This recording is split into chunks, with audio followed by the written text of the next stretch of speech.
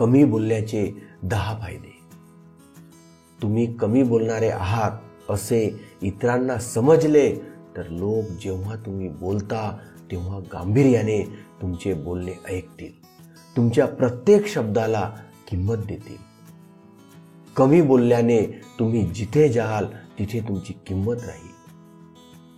कमी कसे बोलायचे याचे एक सूत्र आपणास मी येथे सांगत आहे. जेव्हा कोणी आपणास प्रश्न विचारेल अथवा बोलेल त्यावेळेस तुम्ही त्यांना शब्दात उत्तर द्या. समोरील व्यक्तीचे समाधान न झाल्यास वाक्यात उत्तर द्या. त्यानंतरही समाधान नाही झाल्यास तुम्ही थोडक्यात पण सविस्तर उत्तर द्या.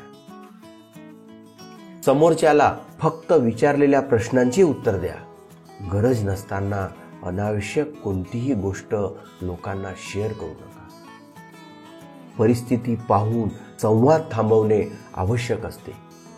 जिथे तुमचे मत काय आहे विचारले जात नाही तिथे तुम्ही बोलू नका. लोक तुमच्याकडून जे ऐकू इच्छित आहेत तेच त्यांना सांगा. वायफळ बडबड करू नये. तुम्हाला माहीत नसलेल्या विषयावर चर्चा चालली असेल तर तिथे तुम्ही शांत राहा, काहीच बोलू नका.